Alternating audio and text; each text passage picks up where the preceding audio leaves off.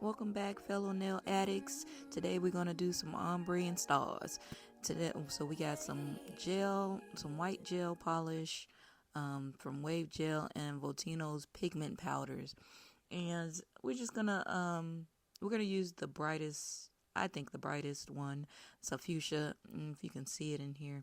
And I'm just gonna load my pigment brush up and dust out all of the powder that I can, and start from the tip.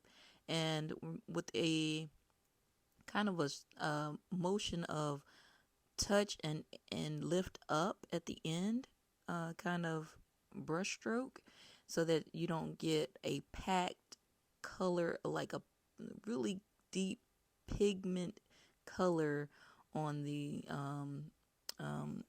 as you're doing your ombre.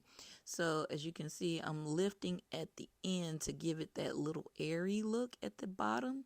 So that's just because I'm not pressing as hard, and I'm not pressing hard actually even on the top part, but you can kind of see that. And now I'm going to add a little bit of white to the pink to give it a more pastel look, so that it'll give it even more of an ombre look. And this is just one way of ombreing. There's I should do another video where there's like maybe 4 ways to ombre if you want. And just let me know in the comment section that I can do that, and I'll get on it. And this is just for beginner friendly. It might take a little bit of time to like kind of master this. Well, not really, but it's super simple once you get the hang of it. But for the most part, you're just lifting at the end so that you can get that almost airbrushed look at the bottom. And with that said, we're going to go ahead, and once we're finished with that, we're going to dust it off and put on a little shine it, because we want a chrome free background. And I'm not familiar with a lot of top coats, but I know this one you can buff it, and that's what we're going to do. We're going to cook. Once we're going to polish it, I'm going to cook it, and then we're going to buff it. And I have a Tammy Taylor buffer, and I'm not sure what they don't have an actual like grit located on the buffer, but it's a Tammy Taylor buffer. It's not a peel and stick or anything. It's just regular. They're expensive, I'm sorry, but at the same time, it cuts down a lot of time, because I've had other buffers that I've used and they're pretty good, but they just take a lot more effort to do. So here we're gonna start with the most beginner friendly of stars, where you just basically draw an A, and where the lines cross right there, you want to make it higher, like a high A cross, and then just connect all of the lines. And what's going to be different for this one is, and this is just to help you stencil out what the corners are going to look like. So we're going to use some gel paint and a 10mm brush.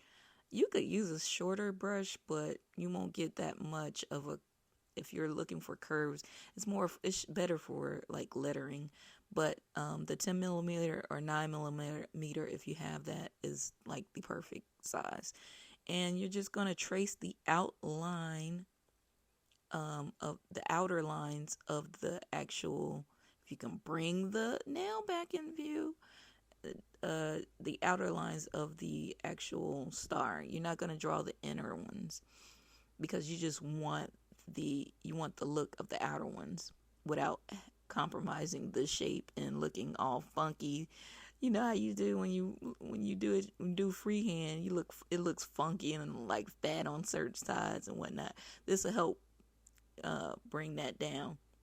And once you get all of the sides, you're gonna see how that one was kind of short, but it gives you like a little stencil, so you can see all the inside is still penciled in, but the outside is not. And so after we've finished outlining the outside of it, we're gonna cook this, and then you're gonna be able to use either an alcohol, you can use either alcohol or Swipe by Young Nails, and just make sure that you don't like just keep messing with it too much.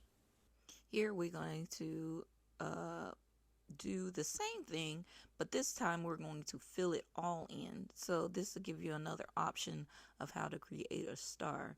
So we start with the A with the high crossover at the top, and then you can always, make it a little bit more pointy if you like. But then we just connect all of the dots. Connect the dots. Blah, blah, blah, blah, blah. Connect the dots. And then we just fill it in. I'm sorry, y'all. Anyway, but just fill it in. And then we're going to, I wanted to show this in a real time frame for those real beginners, so that they can see that this is not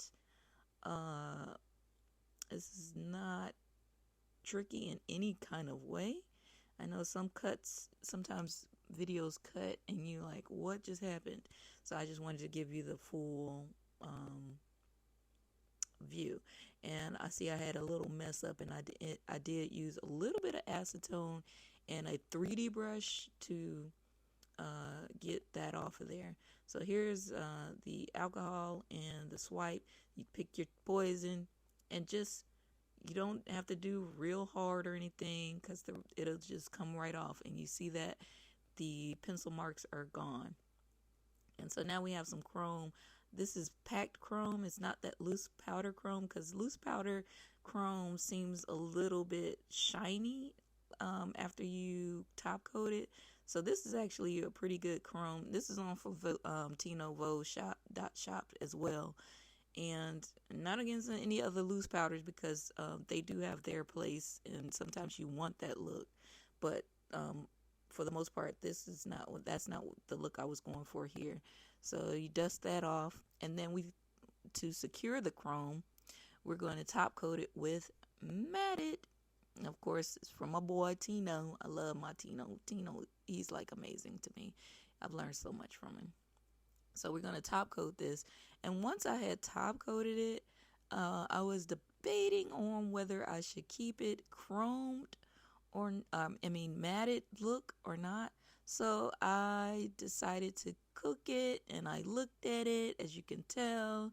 And I was like, well, I just wanted to stand out a little bit. So we're going to get some Shine It, and we're going to top coat just the stars. So just a little dab, and I'm going to clean off that black with a little bit of acetone, and that doesn't hurt your brush because you're not leaving it in there, and you're conditioning your brush by putting it back into the gel. Any kind of gel, you're like putting back the nutrients, as it would be. So you're just gonna top coat the outline of the star that we've drawn, and then the one that we've painted and filled in, we're gonna top coat that. And since this is all top coated, a whole top coated nail with the matte and the Shine It, there is another star I wanted to show you how to do, and that is we'll be using another. It's called metallic. It's a metallic paint, and it's from Tino Vote as well, and it's already embossed, so you don't have to top coat it. And here it is. It's Metal Effect by Tino Vote. He has so many great products on his site. I implore you to check them out. He has so many new products out there right now. So check them out. I will be doing a nail haul or a product haul, but I'm not sure what one I want to use yet. There's a lot of Madame Glam that I have polishes that are coming, and then they have some puddings I wanted to try as well, so I'll probably do a video on that as well. If you have any suggestions, let me know, and I'll see what I can do and buy some of the products that you recommend and try those out. So this is just another kind of star. So you have your option of stars, you guys. The star, the fault in our stars. I don't even know what I'm talking about at this point. But yeah, you just use a dotting tool. You can use any kind of dotting tool so that you don't mess up your brush. And then you just want to pull. So if you have to turn your nail, turn it, because you want to pull and make sure you get those lines straight. And even with my shaking hands, as you can see, they're pretty darn straight. I'm going to use a 150 grit buffer or nail file from Young Nails to shape up and crisp up those edges. And voila, we have a beautiful ombre stars, shining stars nail. If you have any questions, feel free to hit me up, and I'll see you on the flip side. Dust it, get that dust off there now. And there you have it. Like, share, and subscribe.